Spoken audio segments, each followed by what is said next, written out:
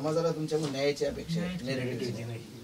लाडसाहेब दिला ना तुम्ही काल भाऊ दादा म्हणले तर आम्हाला आम्ही तुम्हाला माझ्यापेक्षा वयानं मोठा असताना आम्ही दादा म्हणतो तुम्हाला दिला ना न निघणार कधीच मराठ्यांना असं वाटलं होतं आता आरक्षण मिळेल का नाही ते मिळालंय फक्त फडणवीस साहेबाला एवढं सांगा खोटे केसेस नका करू त्या मागं घ्या काय नेरेटिव्हचा प्रश्नच येत नाही आम्ही डोक्यावर घेऊन नसतो म्हणलो ना 50-12 तुम्हाला आमची भाषाच कळा ना